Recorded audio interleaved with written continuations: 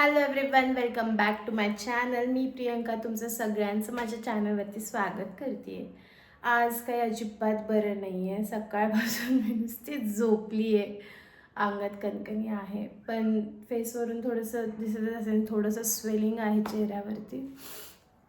पण असो, आज काही दुपारचं लंचही नव्हतं घरी, कारण ते काय घरी येणार नव्हते, फक्त माझ्यापुरतं होतं. सो ते माझं झालेलं आहे. जवळपास 4 वाजायला आलेत. म्हटलं आता झोपून झोपून पण अंग दुखायला लागले माझं, आणि त्यात माझं उद्या बाळ येणार आहे इकडे पुण्याला.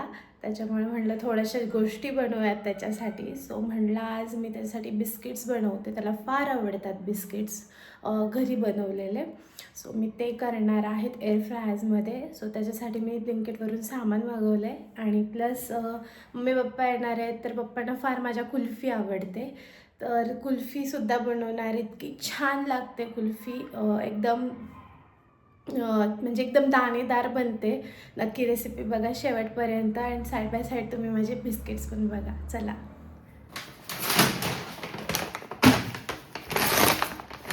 झालाच तर मी ब्रेडसुद्धा करणार आहे, कारण एअर फ्रायर मी बाहेर काढणारच आहेत. त्यामुळं म्हणलं मी ईस्ट मागवलेलं आहे, इन्स्टंट ड्राय ईस्ट.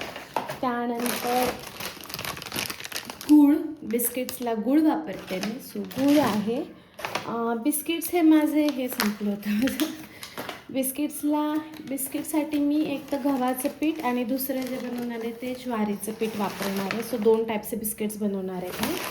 आणि हे कुल्फीसाठी फुल फॅट, फुल क्रीमचं दूध 1 लिटर मागवलं. सो सगळ्यात पहिलं दूध तापवायला ठेवते, कारण कुल्फीसाठी ना दूध उकळण्या आणि थोडंसं घट्ट व्हायला लागतं, वेळ लागतो. सो सगळ्यात पहिलं मी दूध तापवायला ठेवते.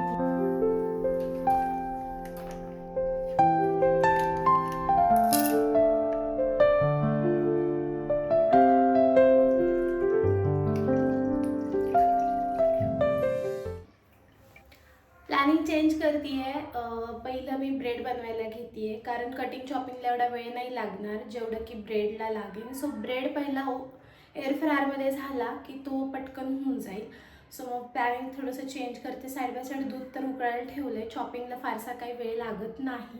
सो पहिलं आता मी ईस्ट ॲक्टिव्ह करायला ठेवते आणि कटिंग चॉपिंग करायला. सो माझं तूप करायचं पण बाकी राहिलं आहे खूप दिवसापासून. सो पहिलं तूपच बाहेर काढून ठेवते, सगळ्यात लास्ट तूप बनवता येईल. सो इथे तुपाची सुद्धा तयारी करते. आणि इवन ना आता हे थोडंसं पिंक पडलं आहे. सो कारण हे खूप दिवसाचं झालं आहे. एक तर घरी जाणं येणं होतं, त्यामुळे ना खूप गोष्टी राहून जातात, पेंडिंग पडतात. सो त्यासाठी हे सगळं झालं आहे. पण आज तूप बनवूनच घ्यायची सुद्धा साय, हे बघा ही साय कशी येते आहे, म्हणजे एकदम छान दूध आहे आमचं, छान निघते साई. सो इथं ईस्ट ॲक्टिव्ह करायला पहिलं दूध गरम असावं लागतं. सो ते दूध गरम करून घेते. सो सगळ्यात पहिले इथे मी वॉर्म मिल्क घेतलं आहे, आणि त्यामध्ये मी ईस्ट, अच्छा हे फोडायचं पण बाकी आहे. ओके, 10 टीस्पून आणि थोडंसं जास्त ह्याच्यामध्ये ईस्ट टाकते आहे. वॉर्म मिल्क असेल तर ॲक्टिव्ह लवकर होतं, सो वॉर्म मिल्कच वापरा. आणि त्यामध्ये तुम्हाला तेवढ्याच चमच्याने साखर टाकायची, आणि हे व्यवस्थित मिक्स करून घ्यायचं.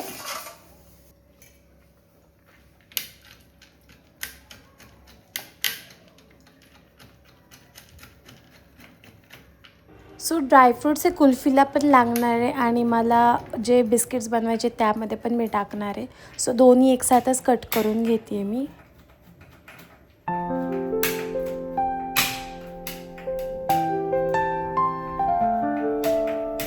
दूध उकळलं आहे. सो आता ह्याच्यामध्ये मी ड्रायफ्रूट्स टाकते. उकळत कमी गॅसवर ठेवायचं आहे, जेणेकरून हे थोडंसं थिक बनेल. हे ऑलरेडी फुल फॅक्ट आहे, त्याच्यामुळे थिक बनणारच आहे, पण थोडंसं आटवलं ना अजून थिक होतं. आणि ह्याची जी दाणेदार कुल्फी लागते ना, ती अतिशय सुंदर लागते, म्हणजे खूप भारी लागते. तुम्ही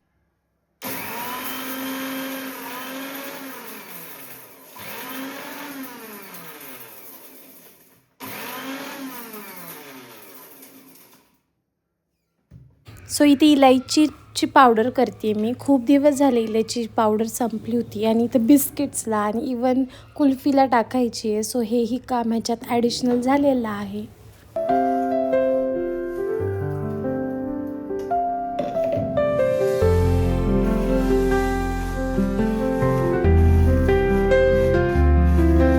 सो जी पावडर केली ती चाळून घेतली आणि ज्याचं जे उरलेलं जे असतं ना ते मी चहा पावडरमध्ये टाकते. ते मी काय फेकून देत नाही. आय गेस सगळेच असं करतात.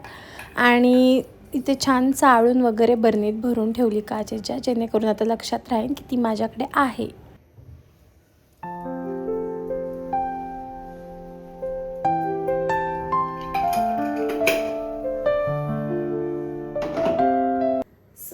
आता दूध तर पूर्ण उकळलंय, एकदम घट्ट झालंय, वरती पण यायला लागलंय, साय पण आहे बघा, एकदम साय पण छान आली आहे. आता हे छान उकळलंय, थोडंसं दाटसर पण झालंय. आता ह्याच्यामध्ये ना ही दाणेदार बनण्यासाठी ना एक ट्रिक आहे. सो इथं मी 1 कप साखर घेतली, तुम्ही बघू शकता, आणि ही कॅरमलाइज करायची आहे. म्हणजे जस्ट ब्राऊन होत, वितळल्यानंतर ती ब्राऊन कशी दिसते त्याला कॅरमलाइज म्हणतात.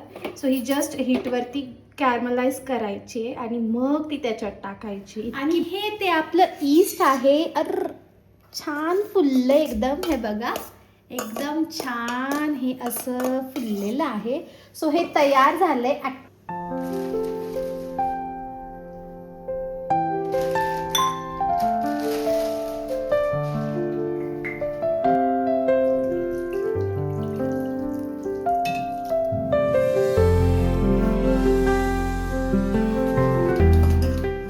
आता त्यामध्ये 2 कप मैदा आणि थोडीशी मीठ हे टाकून छान पाणी टाकून मळून घ्यायचे. एकदम छान सॉफ्ट होस तोपर्यंत मळून घ्यायचे आणि लास्टला थोडंसं तूप यूज करायचं मळण्यासाठी.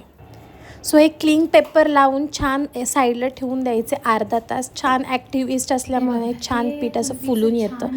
नंतर मी दाखवेनच तुम्हाला. आली आहे म्हणजे मोस्ट हे 3/4 उकळलंय छान.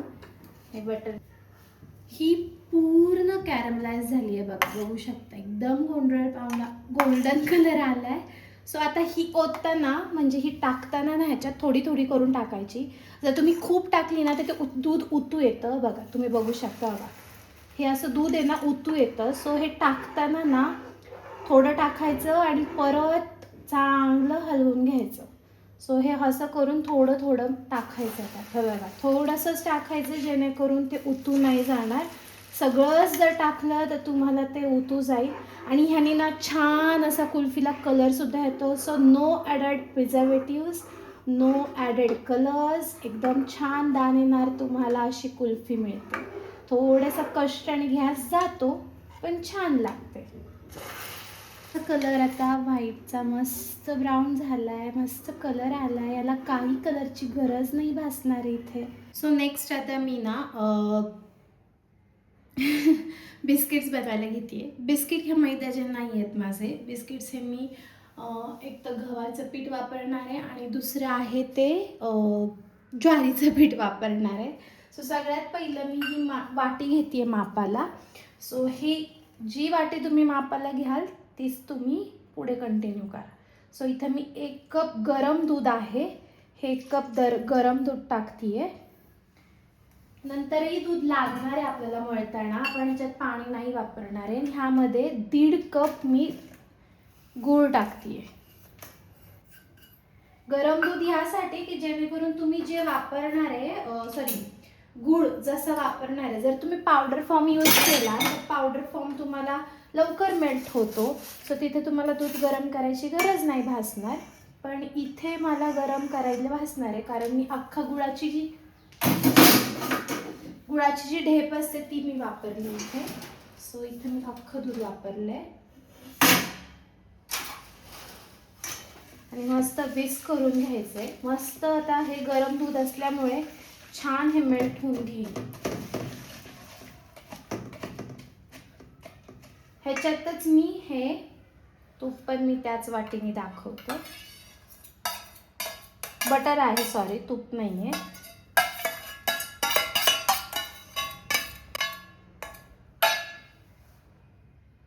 सो हे पण मी जवळपास 1 वाटी आहे, एक अख्खं नाही आहे, 1 वाटी. हे सगळं झालंय मेल्ट. त्यामध्ये आता 2 वाटी मी गव्हाचं पीठ टाकली आहे.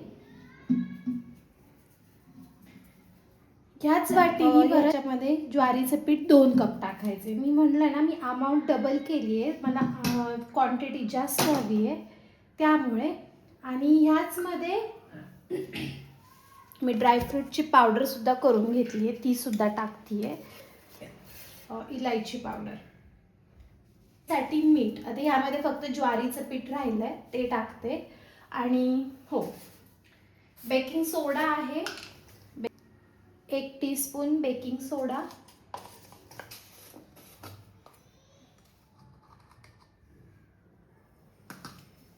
ह्याच्यात 4 चमचे रवा टाकायचा आहे, जेणेकरून थोडासा आपले बिस्किट जे आहेत ते क्रिस्पी होतील. आणि याच्यात फक्त ज्वारीचं पीठ राहिले. आता तुम्ही साळत्याने टाकते.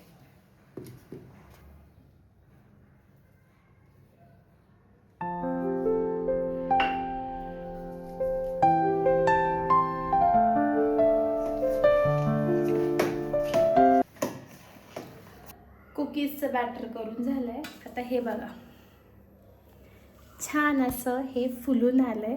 ह्याला परत थोडंसं छान मळायचं काढून आणि परत अर्धा तास असंच ठेवायचं वरती येणं असं.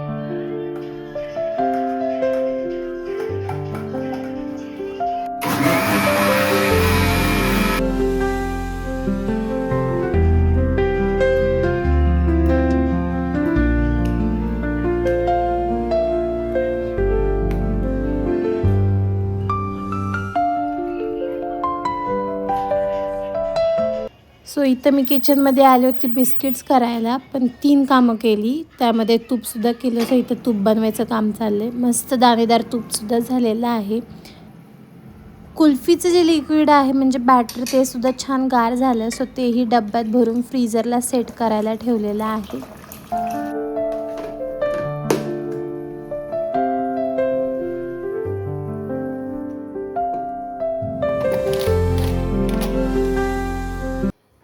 मस्त फर्मेंट झालं आहे. सो आता हे डिरेक्टली ह्याच्यामध्ये जाईल एअर फ्राय. प्रीहीट करायला ठेवलं होतं 10 मिनटं. सो मस्त प्रीहीट पण झालं आहे. सो याला मस्त आता 10 मिनटं बेक मोडवर लावायचं आहे. सो जोपर्यंत ब्रेड होते तोपर्यंत म्हणलं इथं मी माझे बिस्किट्स काप म्हणजे करून घ्यावेत, ॲटलिस्ट लाटून वगैरे त्याचे काप करून. सो इथं मी ते बॅटर चांगलं मुरलेलं होतं. सो हे आता असं होतं, म्हणजे रोल करताना त्याला बाहेरून आहे ना क्रॅक्स पडतात. सो ते थोडंसं सेट करावं लागतं आपल्याला हाताने आणि त्यानंतर परत रोल करावं लागतं, जेणेकरून ना ते छान नंतरचे क्रॅक्स आहे ना कमी होतात. बघू शकता तुम्ही, पहिले किती क्रॅक्स होते ना, आता बघा किती क्रॅक्स आहेत.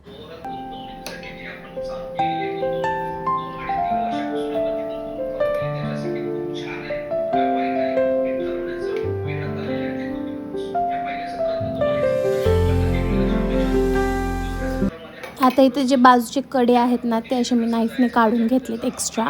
आणि त्यानंतर मग बिस्किटचा शेप दिलेला आहे. जो तूप कढलेलं होतं ते छान गाळणीने गाळून एका बरणीत ठेवलं गार होण्यासाठी. त्यानंतर हा केकच ब्रेडसुद्धा बेक झाला होता. छान फ्लफी झालेला आणि टेस्ट पण असा फ्रेश येत होता. सो खूप भारी वाटतं घरी असं बेक केल्यानंतर. मला फार बेकिंग करायला आवडतं. त्यानंतर मग हे जे बिस्किट्स होते ते मी पहिले काढले.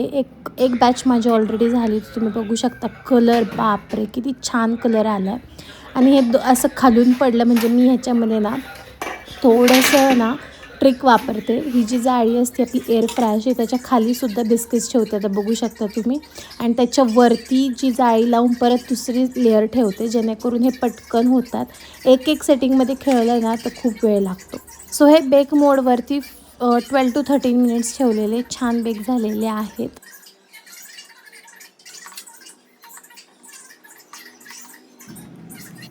सो हे आहे बिस्किट्स, बघू शकता तुम्ही.